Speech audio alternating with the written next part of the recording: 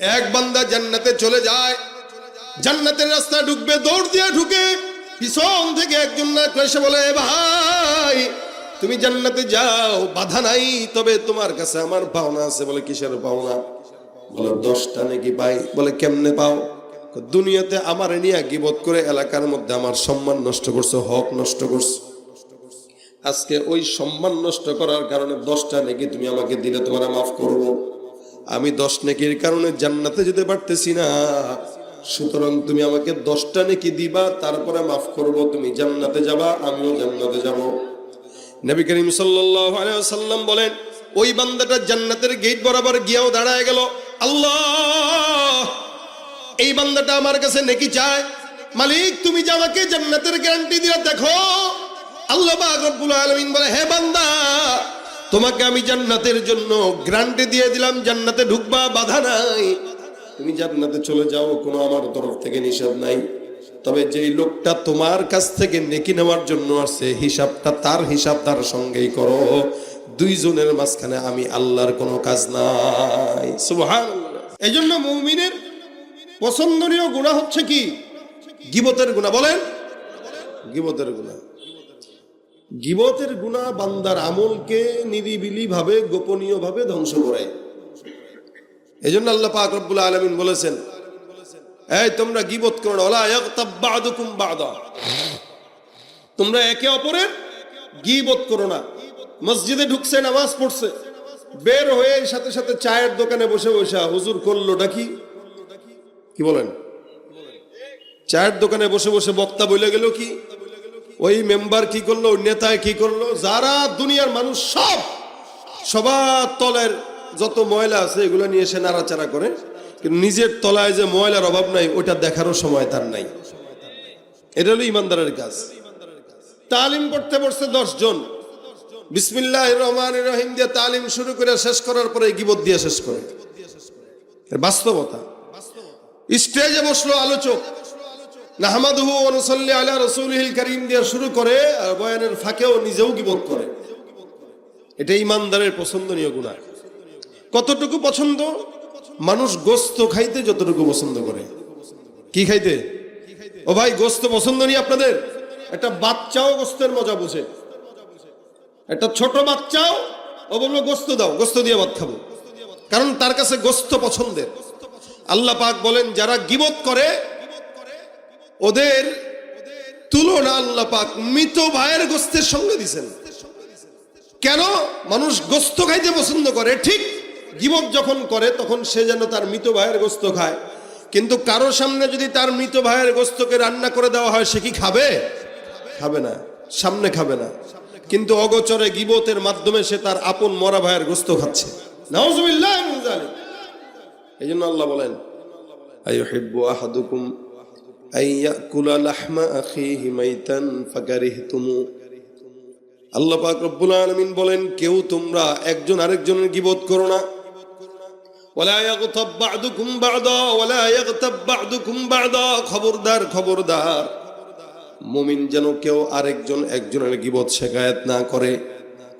কারণ এই বান্দা নামাজ পড়ে, রোজাও রাখে, হজ করে, যাকাত আদায় করে। মুমিন বান্দা কোনো গুনাহ করে না, অন্যায় করে না, কাউকে ওজনে কম দেয় না, ঠকায় না, কাউকে গালি দেয় না।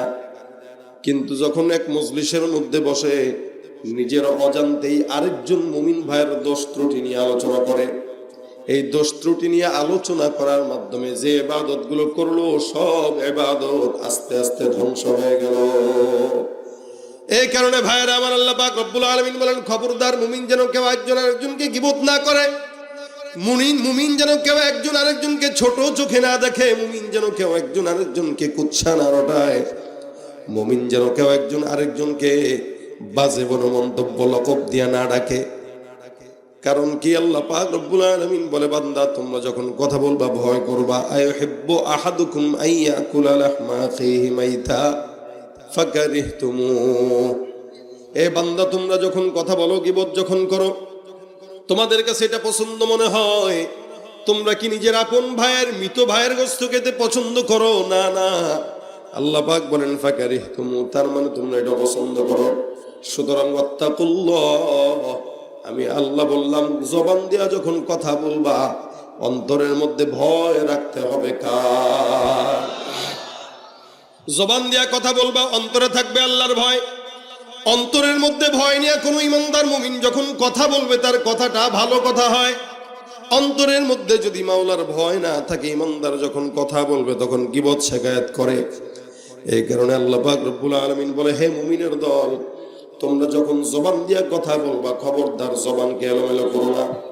কথা বলার আগে অন্তরের মধ্যে ভয় রাখো, কার ব্যাপারে বলতেছো, কি বলতেছো, কেন বলতেছো।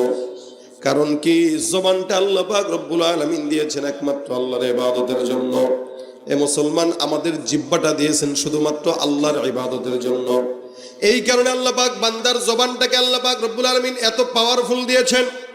বলেন তো, দুনিয়াতে যখন মানুষ অসুস্থ হয়, মাথা ব্যথা করে, অনেক সময় ঠান্ডার কারণে কান ব্যথা করে, অনেক সময় নিজের পেট ব্যথা করে, গলা ব্যথা করে, মাথাও ব্যথা করে, কপালও ব্যথা করে, হাত ব্যথা করে, পাও ব্যথা করে। এই জমিনের মধ্যে এমন কোনো বান্দা নাই যে বান্দা বলতে পারবে যে আমার জবান ব্যথা করে।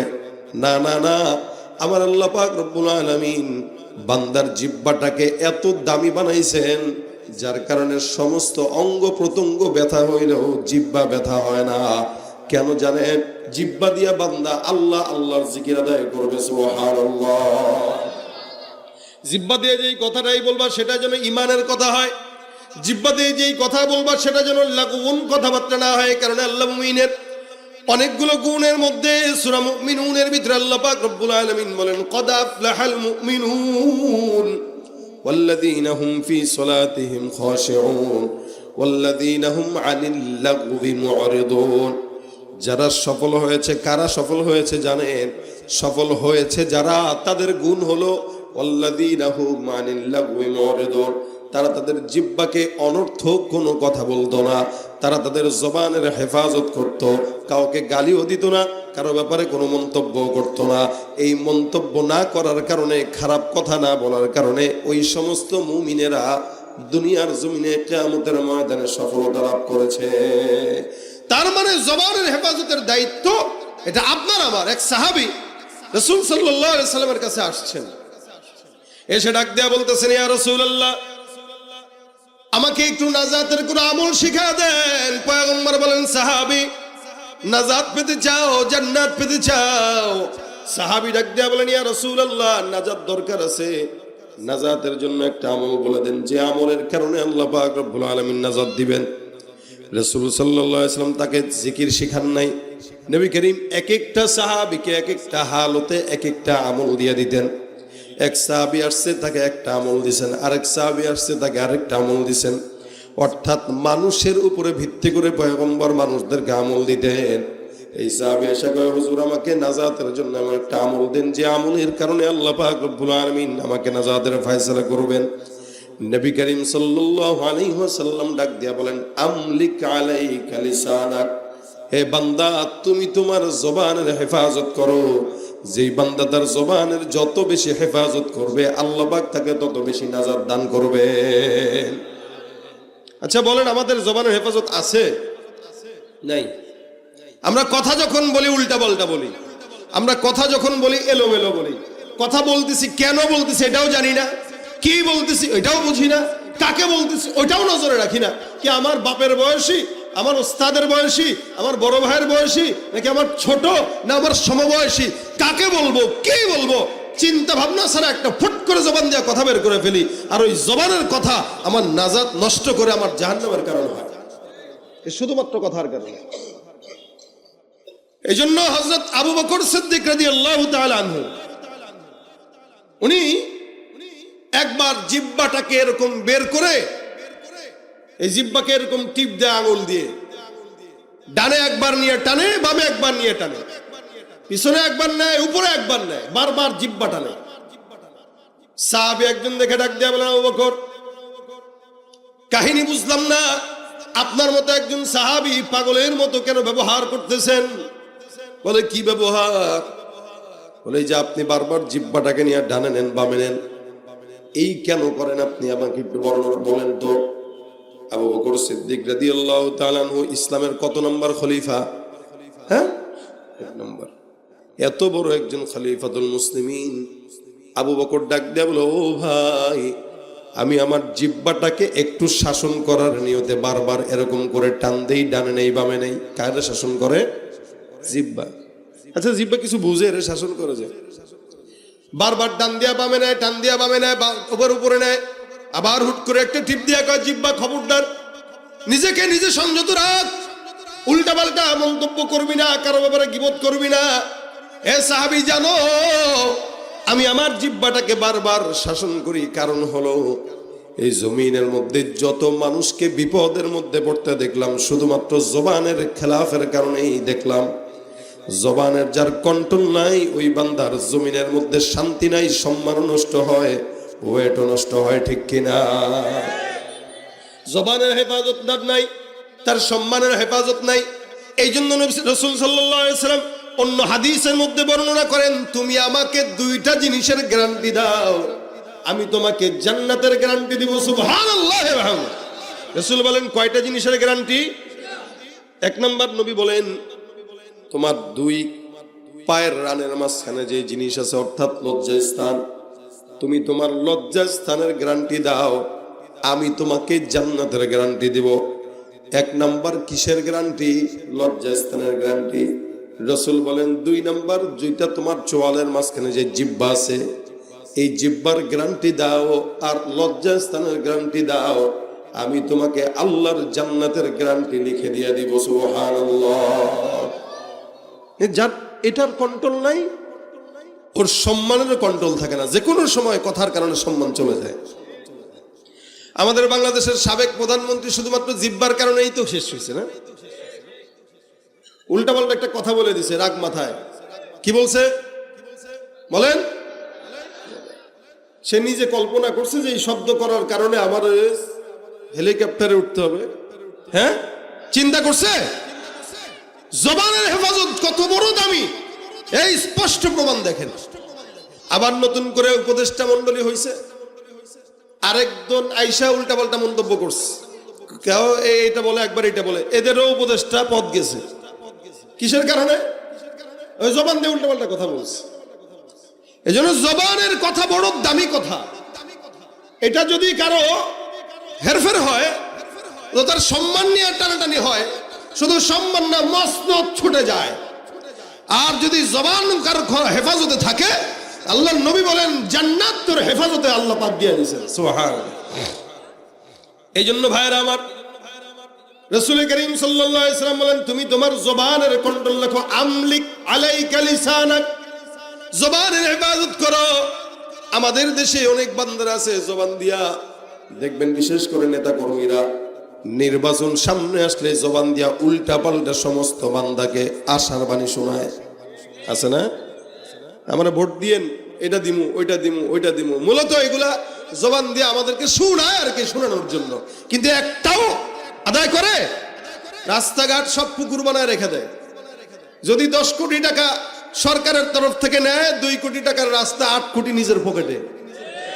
কথা তো কিন্তু এটা ছিল না, কথা ছিল আমি আমার সর্বোচ্চ দিয়ে আপনাদের সেবা করব, আমি আপনাদের দাস, আমি আপনাদের গোলাম। কিন্তু পাশ হওয়ার পরে আমরা তার গোলাম হই, সে আমাদের মুনিব হয়ে যায়। জবানের ঠিক নাই, এই জন্য ক্ষমতাও ঠিক থাকে না। যখন ক্ষমতা যতদিন থাকে ততদিন সম্মান সালাম থাকে, ক্ষমতা থাকে না তো মানুষের পিটানির ভয়ে বিদেশে পালায়। কথা বলেন ঠিক কিনা ভাইরা আমার? এই কারণে জবান অনেক বড় দামি জিনিস। রাসূল বলেন, তুমি এই জবানের হেফাজতের দায়িত্ববোধ নিবা, গ্যারান্টি দিবা, আমার থেকে জান্নাতের গ্যারান্টির কাগজ নিয়ে যাবা। যদি তুমি জান্নাত না পাইছো, তার রাসূলকে বইলো। সুবহানাল্লাহ। কত বড় কথা, কত বড় কথা। এই কারণে আল্লাহ বলেন, আল্লাযীনা হুম আনিল লাগwi মুরিদুন, ইমানদার যারা লাগুন কথাবার্তা থেকে নিজেদেরকে হেফাজত রাখে।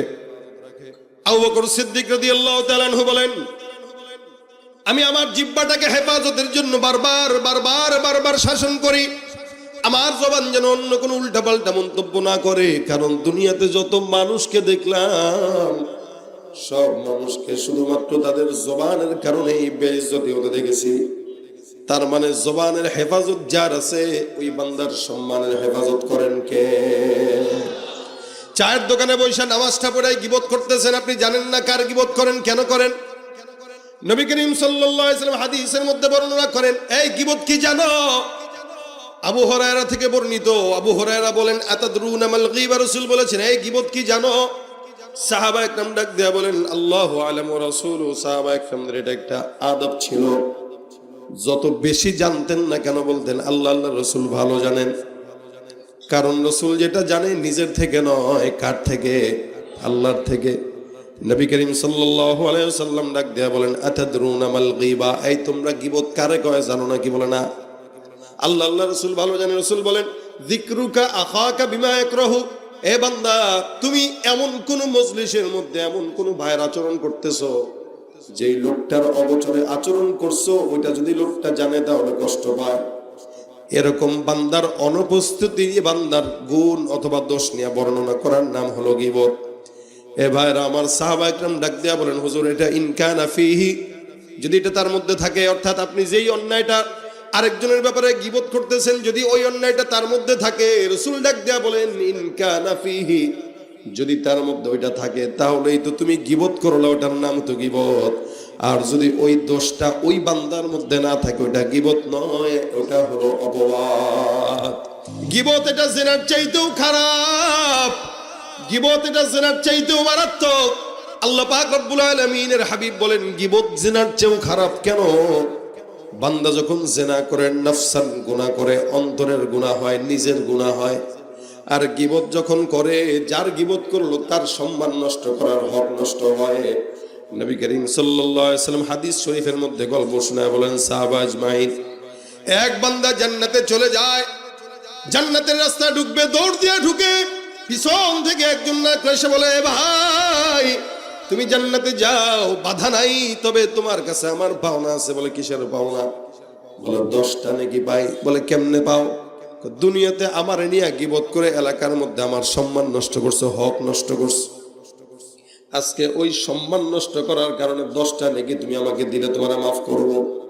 আমি 10 নেকির কারণে জান্নাতে যেতে পারতেছি না, সুতরাং তুমি আমাকে 10টা নেকি দিবা, তারপরে মাফ করব, তুমি জান্নাতে যাবা, আমিও জান্নাতে যাব।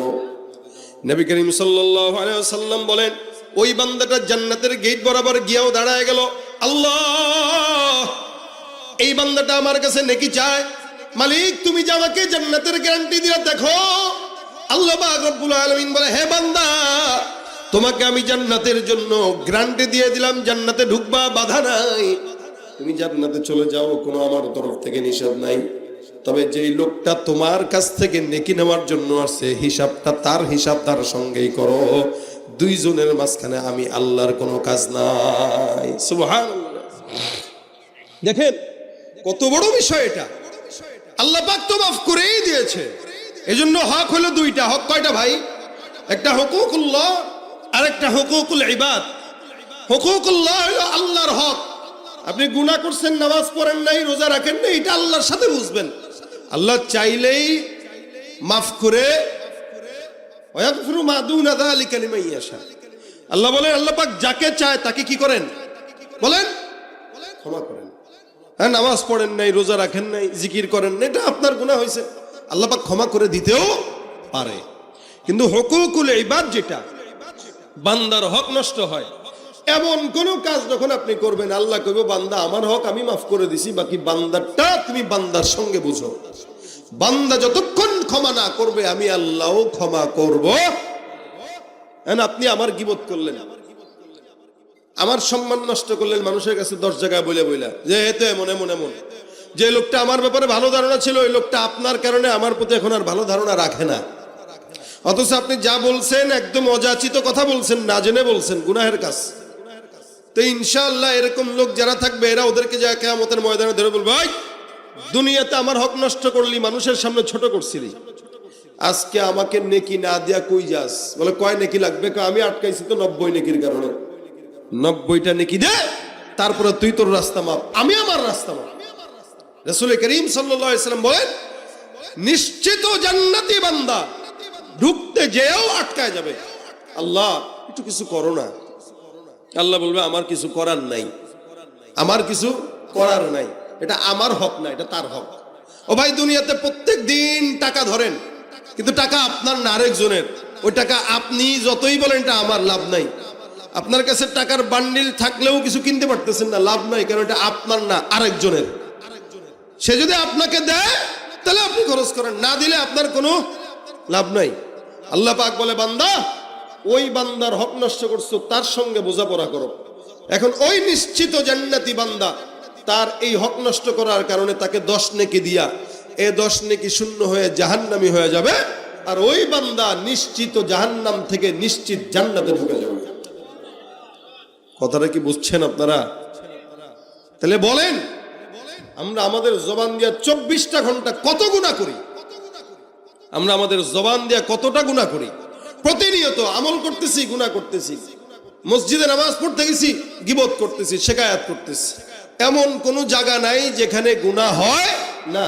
আবার আকাবিরদেরকে গালি দেয়। কিছু কিছু নতুন নতুন ইমানদার আছে যারা আমাদের ইমামদেরকে গালি দেয়, যারা আমাদের আকাবিরদেরকে গালি দেয়, যারা আল্লাহওয়ালা বুজুর্গদেরকে গালি দেয়। মনে রাখবেন, আমাদের আকাবিররা জান্নাত বুঝে তারপরে কবরে গেছে, আর আমরা দিন যত যায় দুনিয়া বুঝি, জান্নাত বুঝি না, জাহান্নামের রাস্তায় যাচ্ছি। কি বলেন, ঠিক না?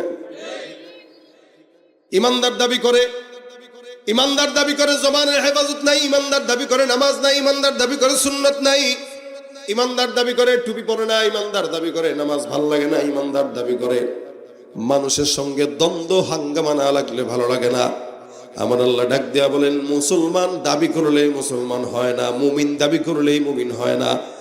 এই জন্য আল্লাহ পাক ঘোষণা করেন, মিনান নাসি মান ইয়াকুলু আমান্না বিল্লাহ ওয়া বিল ইয়াউমিল আখির ওয়া মা হুম বিমুমিনিন। মানুষের মধ্যে এমন এক দল থাকবে যারা নিজেরা নিজেদেরকে মুমিন বলে দাবি করবে, কিন্তু আমি আল্লাহ বললাম যাদের কাজের মধ্যে মুমিনের কোনো পরিচয় নাই, এরা যতই মুমিন দাবি করুক, এরা মুমিন নয়, এরা মুনাফিক, এরা ভণ্ড, এরা বেঈমান। ঠিক কিনা? তুমি নিজে নবীর উম্মত দাবি করো, সুন্নাহ মানো না, নবীর অপমানে তোমার হৃদয় কাঁদে না। নবীর উম্মত দাবি করো, সুন্নাহ মানো না, নবীর অপমানে তোমার হৃদয় কাঁদে না। তুমি বিজাতীয় সংস্কৃতিতে সপেছ পরাণ, তুমি বিজাতীয় সংস্কৃতিতে সপেছ পরাণ। তুমি কেমন মুসলমান, তুমি কেমন মুসলমান? নামাজের সাথে নাই পরিচয়, মানো না কোরআন।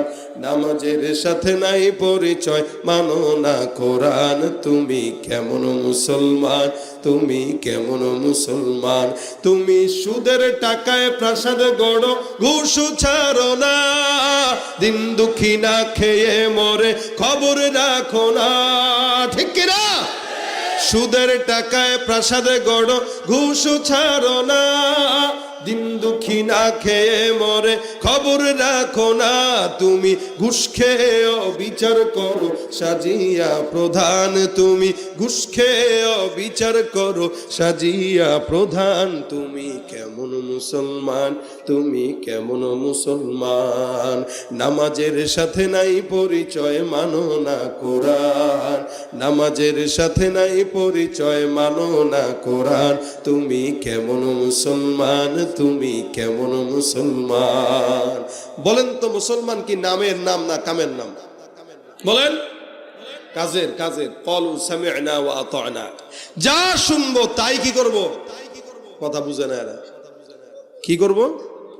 সামি'না ওয়া আতা'না, শুনবো এতাআত করব, শুনবো মানবো। আর ইহুদি খ্রিস্টান নাসারা বেঈমানদের হালত হইল সামি'না ওয়া আসাইনা, শুনবো এক কান দিয়ে ঢুকাবো, ছাগলের মতো আরেক কান দিয়ে বের করে দিব। আর মুসলমান যদি হাল এই হয়, প্রতিদিন ওয়াজ শোনার পরেও যদি গীবত বন্ধ না হয়, প্রতিদিন ওয়াজ শোনার পরেও যদি নামাজ না ধরতে পারে, প্রতিদিন ওয়াজ শোনার পরেও যদি নিজের পরিবর্তন না হয়, ভাই এই জাতি হইল ইহুদি জাতির মতো, যারা শুনে আর ছাগলের মতো বের করে। কথা ঠিক না? এই জন্য রাসূল বলেন, তোমরা দুইটা জিনিসের গ্যারান্টি দাও। আল্লাহ পাকের হাবিব বলতেছেন, আমি জান্নাতের গ্যারান্টি দিব। এই জন্য রাসূল সাল্লাল্লাহু আলাইহি ওয়াসাল্লাম বলতেছেন, আমলিক আলাইকা লিসানাক, তুমি তোমার জবানের হেফাজত করো। কারণ যে জবান যত বেশি চুপ, ওই জবান তত আগে নাজাত পায়। সুবহানাল্লাহ বিহামদি, মান সাকাতা নাজা। রাসূল বলেন, যে যত বেশি চুপ থাকে সে তত বেশি কি পায়? নাজাত পায়। নাজাতের সবচেয়ে দেখবেন বোবা মানুষের কোনো শত্রু আছে নাই, বোবার কোনো শত্রু নাই, পাগলের কোনো শত্রু নাই, এমনি বুঝে টুঝে না, বাস ও নিজের মতো নিজের দেশে নিজেই রাজা। বোবাও ঠিক এরকম, সারা দুনিয়ার মানুষের সঙ্গে চলবে ফিরবে, তার কোনো শত্রু নাই, কারণ সে কথাই বলতে পারে না। এজন্য যে ব্যক্তি যত কম কথা বলে ওই ব্যক্তির শত্রুতাও তত, শত্রু মানুষও কম, ওই ব্যক্তি বিপদেও পড়ে কম। কথা বলবো না এটা না, উত্তম কথা বলবো, কারণ কথা এটা দামি জিনিস, এটা মানুষের ভিতরে থাকে। আল্লাহ পাক যদি আমাদেরকে বলতেন এক একটা কথার কারণে 10 টাকা করে আমাকে বিল দিবা, জীবনে কত কথা বলছি ভাই, টাকা দিতে দিতেই তো শেষ হয়ে যেতাম, বাড়ি গাড়ি করতাম নাকি, পারতাম। কিন্তু আল্লাহ পাক জবানটাকে আমাদেরকে একদম আনলিমিটেড দিয়ে দিয়েছেন, যত মন চায় তত কথা বলতে পারতেছে। এই বেশি পায়ে গেছে, এই কারণে আমাদের জবানের কোনো হেফাজত নাই। যদি লিমিট হয়ে যাইতো যে 1 বছরে এত শব্দ, এই বেশি শব্দ ব্যবহার করতে পারবে না, তাহলে প্রতিদিন শব্দ একটা করে বলতো আর গুনতো যে কয়টা বাকি আছে গুনি, কি বলেন? কিন্তু আল্লাহ পাক এটারে ফ্রি দিয়ে দিছে। এই জন্য বান্দা যা মন চায় মুখ দিয়ে তাই বলে, যা মন চায় তাই করে। রাসূল সাল্লাল্লাহু আলাইহি ওয়াসাল্লামের জামানায় 2 জন মহিলা রোজাদার, তো রোজাদার ব্যক্তি 2 জন হুট করে পিপাসার কারণে বসে রয়েছে, মরার মতো হালত হয়ে গেছে। সাহাবী একদিন যায়, ইয়া রাসূলুল্লাহ 2 জন মহিলা রোজাদার অবস্থায় এমন হাল, পানির পিপাসা লাগলো।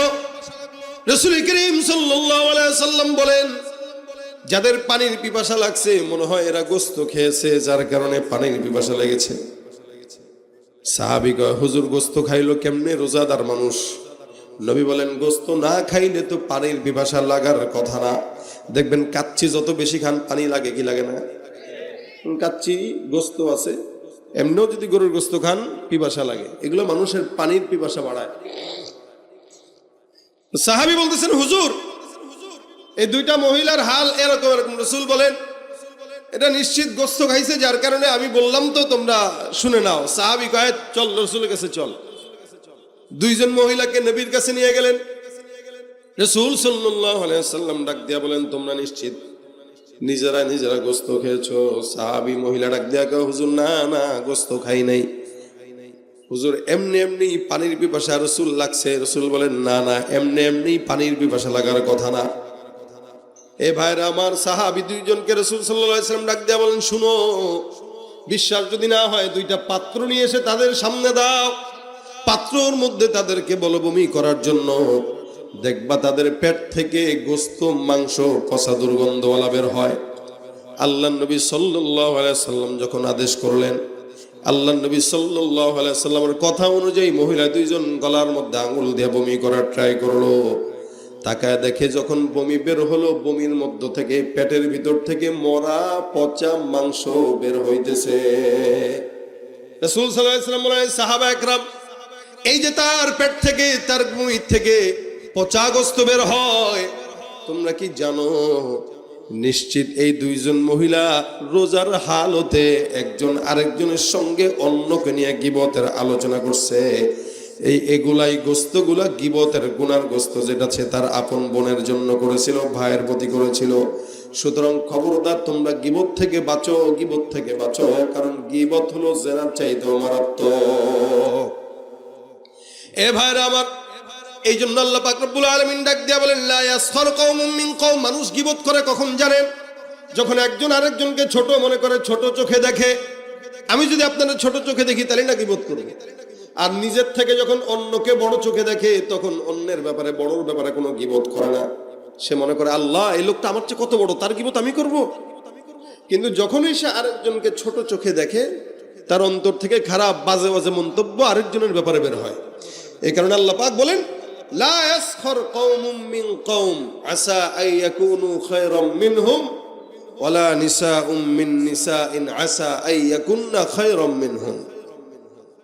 আল্লাহ পাক রব্বুল আলামিন বলেন, খবরদার পুরুষরা, মুমিনেরা, ইয়া আইয়ুহাল্লাযীনা আমানু লা ইয়াসখার কওমুম মিন কওম, তোমরা কোনো কমকে ছোট চোখে দেখবা না। পুরুষেরা তাদের বংশ নিয়ে গর্ব করে, রাজনীতির দল নিয়ে করে। দেখবেন এদেশের যারা রাজনীতি করে নোংরা, আমাদের বাংলাদেশের রাজনীতি সবই নোংরা। এই নোংরা রাজনীতি যারা করে, স্টেজে উঠে এক দল আরেক দলকে চোর বলে। কিন্তু বাংলাদেশের স্বাধীনতার পর থেকে এখনো পর্যন্ত যারা ক্ষমতায় আসছে আর গেছে, আমি বলবো সবাই একই পাখির দুই ডানা। আসতে বললেন আপনারা? ভাই আপনারা আওয়ামী লীগ করেন, বিএনপি করেন, আপনাকেও হিসাব, কিন্তু আমি এই সবগুলোরই চোর মনে করি। কথা সত্য, কথা স্পষ্ট। আপনারা দল করতে পারেন, কিন্তু আমি এদের সবগুলোরই চোর মনে করি। কারণ যারা ক্ষমতায় ছিল এগুলোও চোর ছিল, যারা আসবে আসবে ভাব এরাও এখন চুরি করা শুরু করছে। এজন্য এগুলো সব চোর। এদের মধ্যে কোনো মানবতা নাই, কোনো ইসলামী মূল্যবোধ নাই, এদের ভিতরে কোনো প্রকার আল্লাহর ভয় নাই। যদি থাকতো তাহলে নোংরা রাজনীতি করতে পারতো না। এই জন্য এই দেশে শান্তি তখন আসবে যখন কোরআন সুন্নাহর আইন আসবে।